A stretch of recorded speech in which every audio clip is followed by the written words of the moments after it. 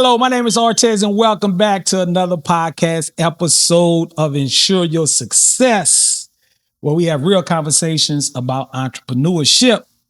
So today, I got someone who is my heart.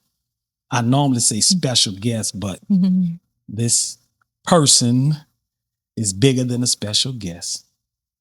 She's part of my heart that makes it beat. Someone I've been knowing since the day she was born on September the 20th, Yeah. 2001 at 5:55 a.m. I was there when she was born. I'm super proud of her. Anybody that know me, I'm always talking about her. Always talking about her. She is one of the bright spots in my life. A college graduate from Xavier University of New Orleans. Summa cum laude, all A's. Oh, by the way, she was all A's in high school too. Mhm. And XU. Shout out to Xavier, HBCU. And recently received her master's degree in family therapy. My guest today is no other than my princess, who I call my princess, my daughter, Alia Wells. Let's give it up for the Insure Your Success podcast. Welcome, Alia, to the podcast. Now, you know I got to get that mic out your face because I need everybody to see your pretty face. So you may want to adjust yourself a little bit so that way we don't got that microphone all in my beautiful daughter's face. So I always start off by asking my guest to introduce themselves. So why don't you go ahead on and introduce yourself and let everybody know who you are. Yeah, for sure. Okay. Well, my name is Alia. I am the daughter of this special man right here who you've been watching for a long time, or maybe for the first time. I just got my master's in family therapy, which makes me a pre-licensed marriage and family therapist. So if you're looking for therapy, I'm your girl. Come holla at me. I'm also a Virgo, if that means anything to anyone. I read Virgo very, very hard, and Virgos, fun fact, are ruled by Mercury, and so are Geminis, which my dad is a Gemini. So I think I get him on a mental level and wanting to do all the things. So yeah. Okay. And I'm from New Orleans, Louisiana. My parents taught me that's important information as well. That's right. That's right. Represent, baby. Represent. So the reason why I'm interviewing my daughter on this podcast is because I really want to talk about, especially to entrepreneurs out there, because that's our target audience, on what it's like to have a parent as an entrepreneur. You have one parent, shout out to your mother, Shadiqua, shout out to her. You have one parent, she recently received her doctorate degree, so very studious person, real career driven mindset. But you have another parent who's an entrepreneur and full of ambition. So I want to talk to you today about that, because when you decide to be an entrepreneur, it not only has an effect on you, it has an effect on those that you support or those that's connected to you. And I think a lot of times as entrepreneurs, we really don't think that. We just come up with these bright ideas and we decide to jump off the porch, as they say, and pursue our passion and dreams, but not knowing the effects, positive or negative, and typically it's both, that it'll have on those that we are placed in charge of, or those that are relying on us. And often that comes from because we really don't articulate our dream, we don't articulate our vision. And like me, I kind of woke up one day and said I wanted to be an entrepreneur. At the time when me and your mother was married, I really didn't talk to her about it. I went from working a full-time job, making money, and financially things was going well for us at that time when we was together. And then all of a sudden things kind of went crazy. And a lot of Mhm. it has because of my entrepreneur ambition, because I wasn't making no money. I went from making money to making no money. Never had a problem getting a job, but making money, and she was more career driven. At the time, you were just born when I really decided to pursue entrepreneurship.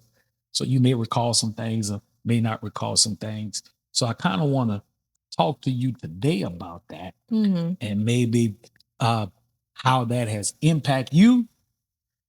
Some things that, and I'm gonna make myself vulnerable. Some things you think I could have done better, because this is a learning experience from everyone. Because by far I'm not perfect, uh, and just to kind of help people who want to make that transition, but got a family, Mm. got kids to support, got a spouse, a significant other support to kind of help them with that, and what you have learned by having a parent that works, but a parent that also an entrepreneur. So I'm gonna jump right into that and ask you, Mhm. when did you kind of know uh, that your dad wasn't uh, a guy to have a job and he was an entrepreneur? When did that kind of hit? Like, well, my dad ain't no 9 to 5 guy. He's kind of running his own business. Do you kind of recall? Um, I think it had to happen sometime in elementary school where I understood maybe what being an entrepreneur meant. Because I think before it was like, oh yeah, my both my parents just have a job, and it didn't feel like, oh, like he has his own business. My mom had a job, but I think in elementary school, probably around like fifth, fourth grade, I would say. And that could also just because my memory sucks. So that's yeah, I also don't have a good memory. But um I think that was around the time where you were picking me up from school and we would go back to your office. So I would be in the office as you were working. And I guess like seeing you work, understood that you were the boss, like you had all these millions of things to do. And I think that's when I understood that you were an entrepreneur, not just my dad who has a job, essentially. Okay, okay. Yeah. And so as you got a little bit more mature and older, um, how did that because I went through some rough times, and I'm once again I'm being vulnerable. Mhm. I could, it was a lot of times where I wanted to do stuff for you financially. I couldn't, Mhm. because, just trying to build a business and just trying to stay alive in business. Um, I don't know if you knew that, but did you know that, or did you feel that? Um, I can't say that I knew that because shout out, I guess, to my mother. She was very much a child should be in a child's place. So I feel like a lot of things that went on between you two, I didn't always really know about because no one told me, like she wasn't gonna tell me and you weren't gonna tell me. So it's like there was no one to tell me unless you guys had an argument that I was present for Okay. some reason. Like I was just around. So I didn't know anything unless I just happened to be around as it was being discussed. Cause I don't think anyone necessarily told me anything that was going on. Mm, mm. And that's important, because what people tend to do, because me and your mother wasn't together, and we Mhm. had some battles. Um, and shout out to her again. We made it a point, and I didn't know that. But thanks for sharing that. Because at that time I was all in my feelings. She probably telling my daughter these things about me. I was in my feelings at that time. But I know me personally, I never, regardless of what me and your mother had going on, I never say nothing bad about your mother towards you. And I think sometimes what happens is, when people break up, uh the parent sometimes tends to try to turn the child, against the other parent. So you said something important. Your mother was strong on, hey, you a child, stay at the child's place. At the time you Yeah. were this grown folk business, and me and your dad are gonna hash out whatever we gotta hash out. So Mhm. I appreciate for her for doing that. Did it ever cross your mind, as I was going through my beginning journey of being an entrepreneur, that did you see any signs that I was having some financial challenges and struggles? Mm. I can't say anything tipped me off to that growing up. I think there was only like one time, and I think I was in elementary school where you were living in an apartment still, and we came to the house and the power was out. So I went to go sleep by my cousin's house.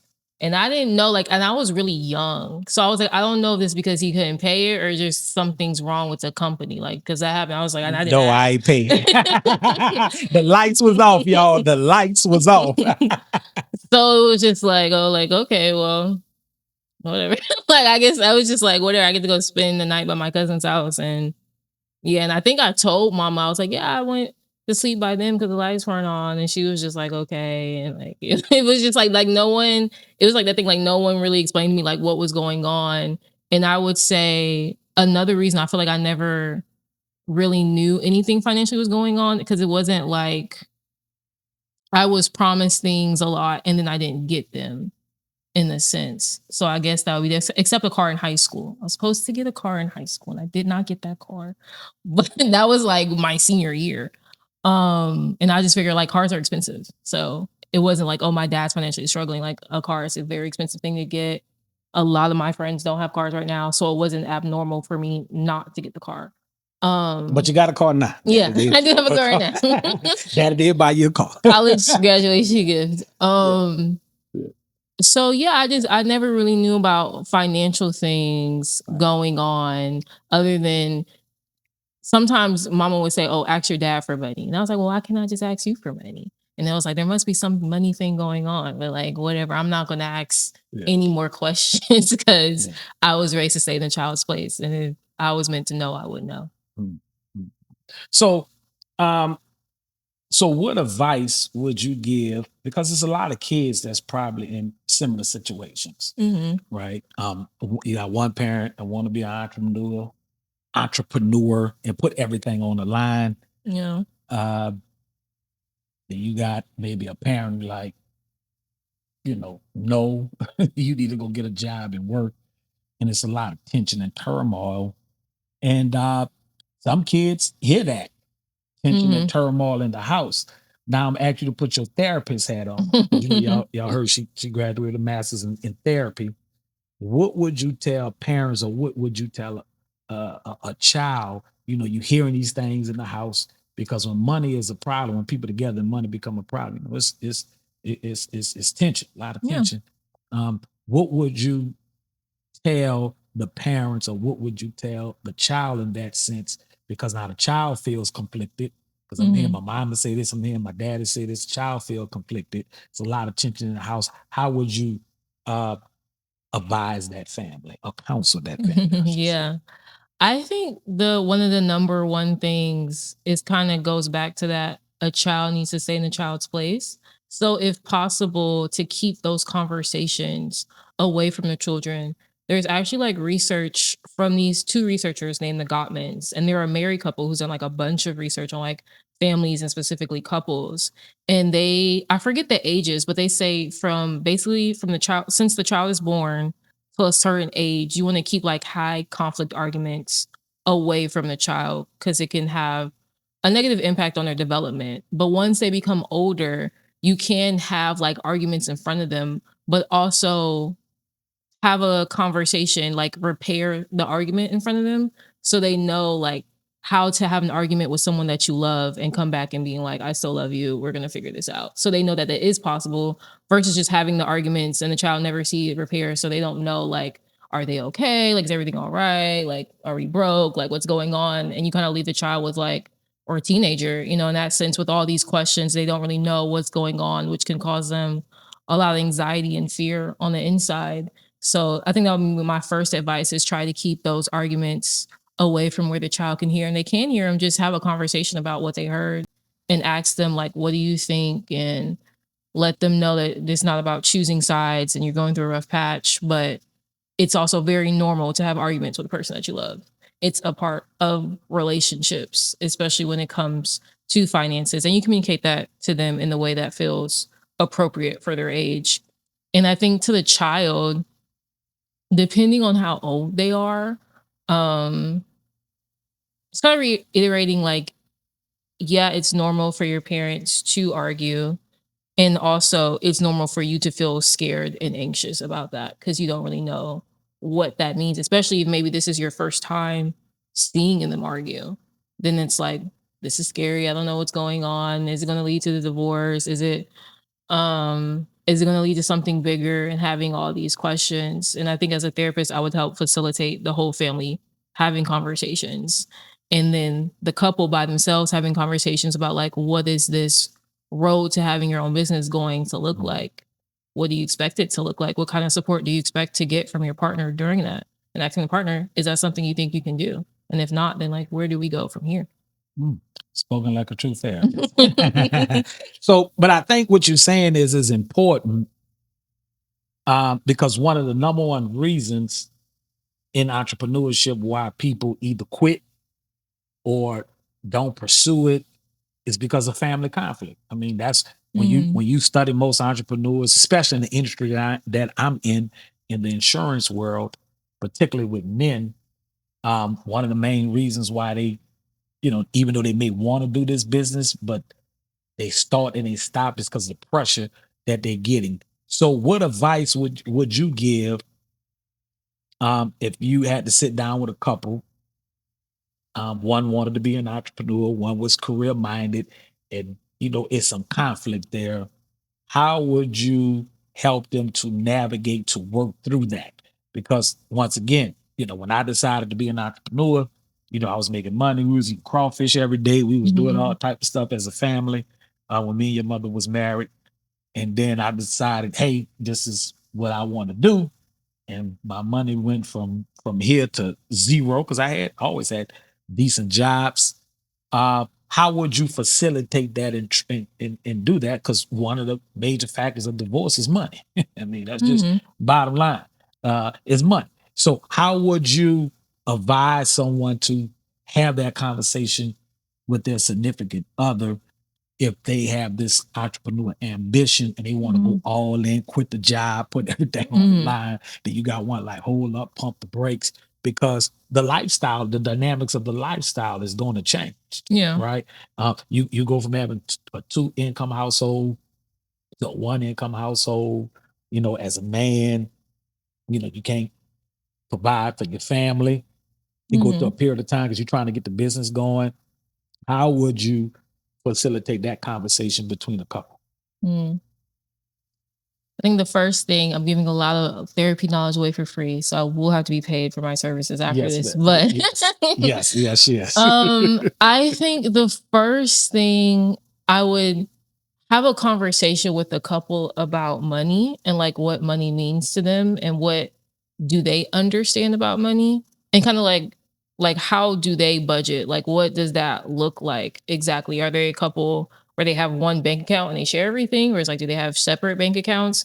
And that's just to see, kind of to assess for something called like financial infidelity, where there's like a thing, and I don't know if I'm explaining this completely right because I heard it in class like one time in my life, but it's basically like when maybe one partner makes financial decisions behind the other partner's back, and then that partner finds out, and it's like a sense of betrayal, and it's called infidelity because it can feel like your partner cheated in a sense, but obviously they didn't cheat on anybody unless they were using that money for an affair. But in this instance, it could be like secret debt that you didn't know that they had, so maybe you got married, or maybe they lost their job months ago and they just never told you, type of thing, kind of to assess to see if there's any betrayals or things that have happened in the past that are kind of impacting how they are trying to navigate this now.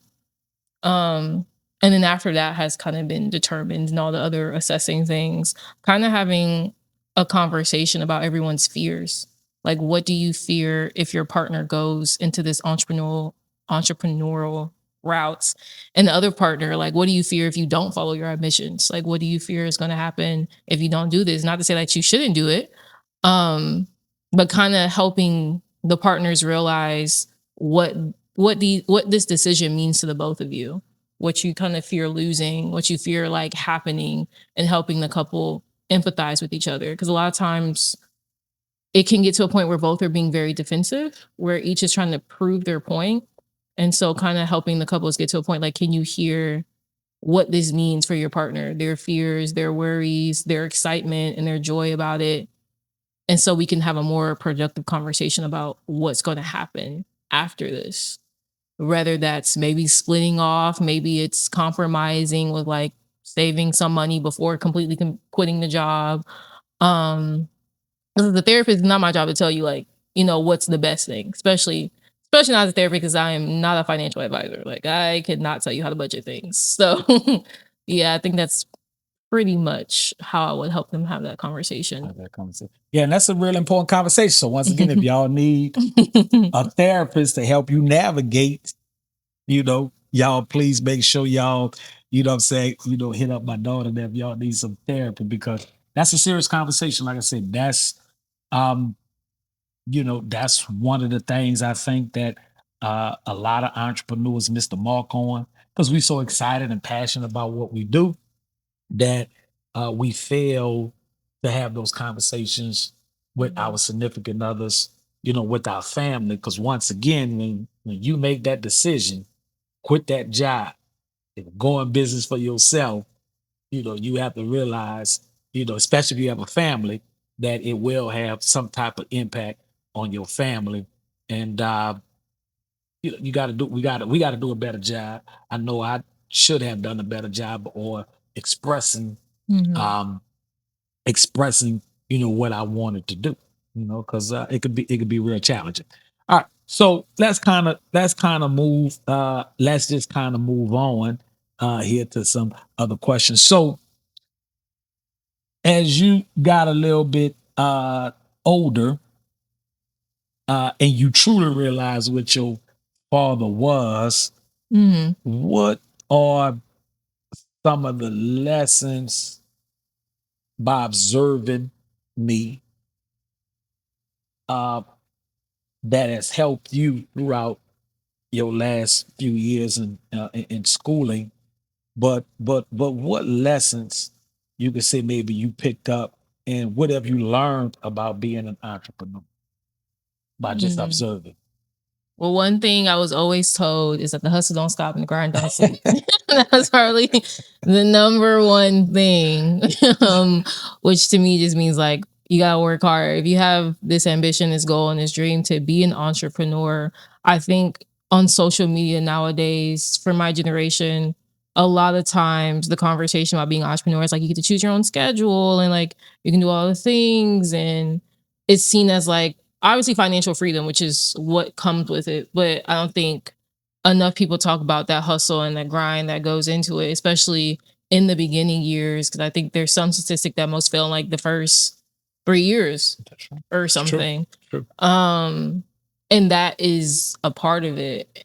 And so I think I learned whatever you want in this life, whether it's your own business or like 2 degrees, is gonna come with like sacrifices of your time, your energy, sleep, all the things. And even when you feel like your cup is empty, you have to find some way to keep going. And I think getting a master's is something that taught me that more than anything, because it just required so much of my mental and my physical energy that I didn't have time to like go hang out with friends maybe as much as I wanted to, or like when he would call me and say come over this weekend, I'm like I'm too tired to, I cannot do that. Yeah. um so that's just like a part of the journey. Yeah. Part of the journey. So, um, ask you another question, because you made, of course, that's my saying: the hustle don't stop, the grind don't sleep.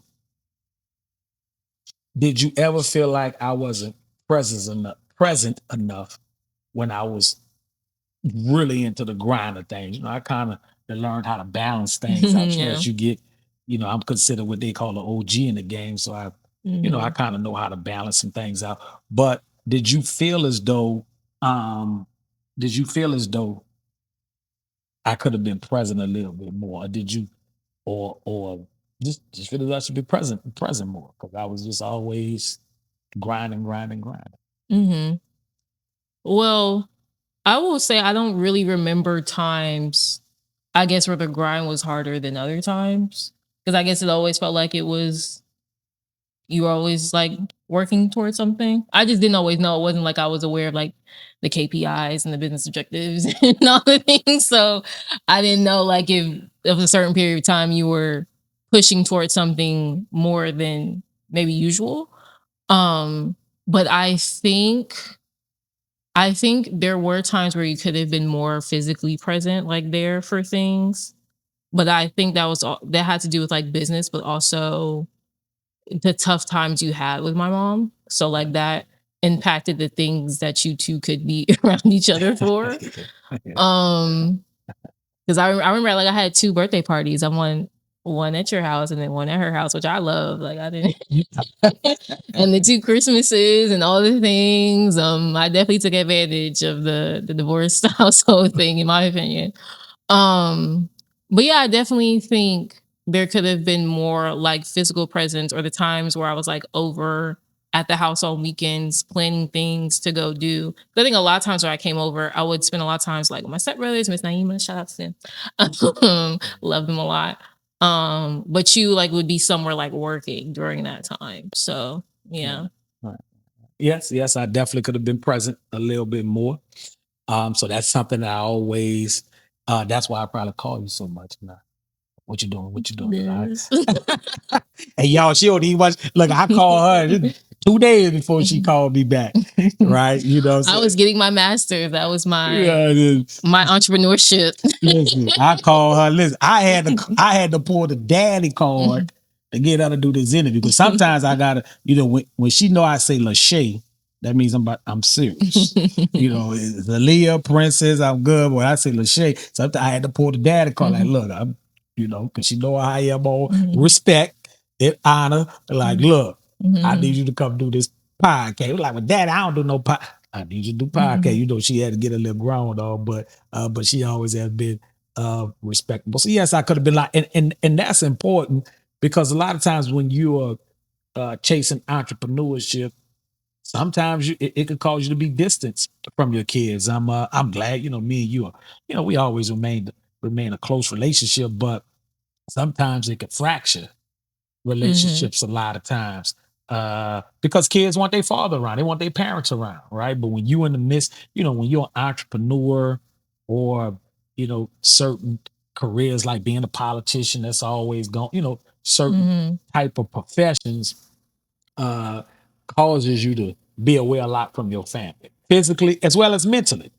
Because it's always the grind. Even though in our head, I'm doing this for the family. Because in my head, I'm doing it for my family. I'm doing it to create a legacy for my daughter. Uh, but as I got older, I realized memories is more important. Memories is more important. Speaking of, uh, something that you gave me that we kind of talked about here is you gave me a journal to give some of the memory. And really when you gave me the journal, it was funny. When you gave me that journal that year, I received two other journals as a gift. Um, my wife bought me one. Shout out to my wife Naima. She had bought me one, and somebody else bought me one. I can't recall, but I had got three journals that year.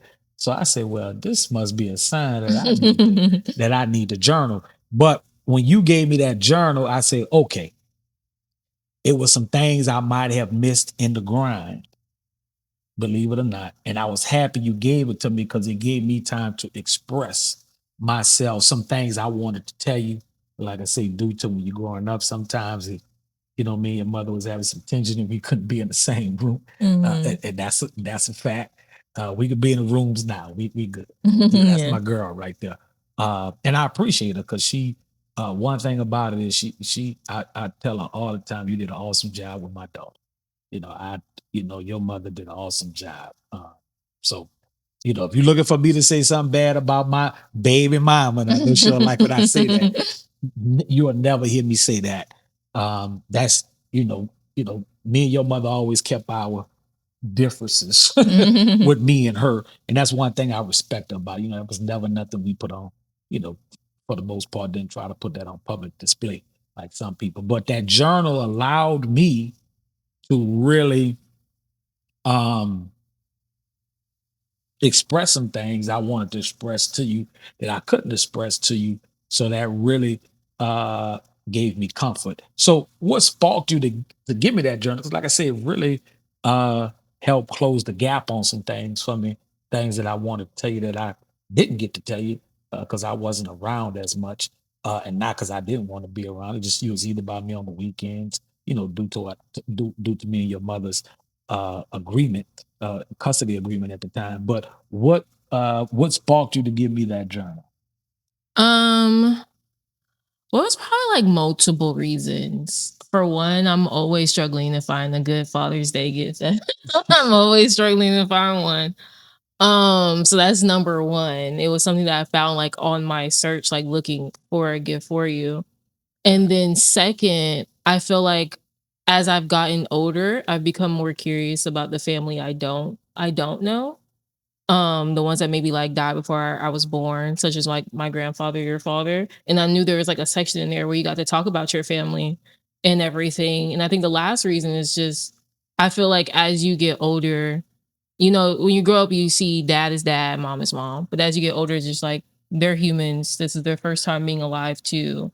So it's kind of like I want to know the man behind the father title, I guess, if that Mm, makes sense. mm. Get to know a little bit more about you. Okay, okay. And so knowing your dad at a younger age and knowing your dad as a woman, because you are a woman now, but in my eyes, you still my person. But knowing your daddy at this stage of your life, what what's the difference of how you view me back then and how you view me now? Um, hmm, it's a hard question. I get in the same way that he says, "You'll always be my princess," like you'll always be my dad. I think that's something that that'll never change. I think back then, you were probably to me, and probably maybe around like I'm thinking like middle school time, maybe like elementary to middle school time. It's like just very serious and like there's rules, there's lessons, there's principles, and you got to do these things, and you can't mess up, and you got to think 5 times before you do anything. like, um, so the person that was always like giving me wisdom and advice and all the things, and I think now, I guess that you're in this journey of balancing more. Like I can see it. I can see the balance that you're implementing in your life. Like I guess what they call work life balance right now. Is how it would be described. So it's kind of like how I said with the book, like seeing the man behind maybe all the rules and the seriousness and the work per se, and someone that can have fun. Yes, yes, yes. I can have a little fun. Have a little fun. All right, all right. So you shared a lot with us. Mhm. I appreciate you for taking time to come out. But in closing, I always ask my guests this, and hopefully you all learned something. Please share this podcast with other individuals because it's a serious topic, and I plan on having her back again. Because I want to know because y'all she didn't graduate at 9. She better get this big time job. So I'm happy about that. But definitely want to bring her back to to talk about that. And like I said, it's really important. And you may be saying, why, once again, why did I bring her on? Because this is challenges many entrepreneurs are facing, how to deal with the family dynamics. I ain't gonna pull too much out of her, y'all, because she said I gotta pay her. But definitely want to have you come back and talk about how to deal with some of these family dynamics, because family dynamics is a big thing in entrepreneurship. So in closing, where do Alia Wells see herself in the next 5 years?